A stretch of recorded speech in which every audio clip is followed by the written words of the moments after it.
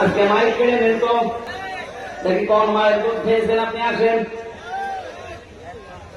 আমি চ্যালেঞ্জ দিচ্ছি বাংলাদেশে সামনের দিন আসতেছে, কোরআনের দিন, সামনের দিন আসতেছে হাদিসের দিন। আগস্ট মাসের 5 তারিখের আগে শরীফ ছিল আমার কাছে, এদেশের 100 জনের মাত্র 15 থেকে 16 জন মানুষ চাইতো যে কোরআন দিয়ে ইসলাম দিয়ে এই বাংলাদেশটা চলবে।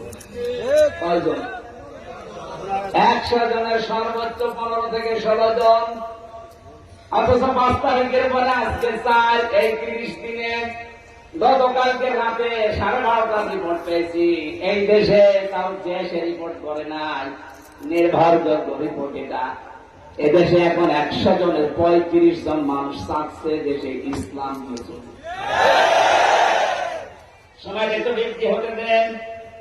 151 মানুষ যখন চাইবে যে দেশে ইসলাম দিয়ে চলো, কোন মহারথী আর বাধা দিয়ে পার পাবে না। এখানে এখন আমাদের খুব সতর্ক, ছোটখাটো কোনো বিষয় নিয়ে যেন ঝামেলায় না জড়াই। আমার এক ওস্তাদ বলছিলেন একটা হোস্টেলে 100 ছেলে থাকে, খাবার সকালে নাস্তা দেওয়া হয়, রুটি পাউরুটি, রুটি আর কলা। এর ভেতরে কিছু মানুষ সুর তুলেছে আমরা সকালবেলায় নাস্তা খাবো না, নাস্তার মেনু পাল্টাতে হবে। হোস্টেলে যিনি দায়িত্বে আছে ডাক দিয়ে বলছে ঠিক আছে আমি পাল্টাবো, তবে কে কোনটা বেশি খেতে চায়, যে বেশি হবে ওই দিকে আমি রায় দেব। ভোটের সিস্টেম করেছে, রায় যখন এসেছে 20 জন চাই, ওই আগের চাই কলা পাউরুটি, 18 জন চাই খিচুড়ি, 15 জন চাই রোল। এভাবে ভাগ করতে করতে দেখা গেল 20-এর সংখ্যা আগে যা ছিল।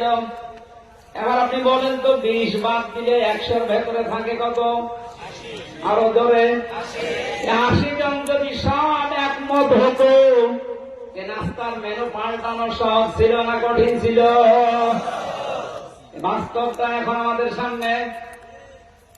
এদেশে নাস্তিক, মোরতাদ, রাম, বাম, এই ইনু ননু, এ মেনন আর কালামানিক বেশি না।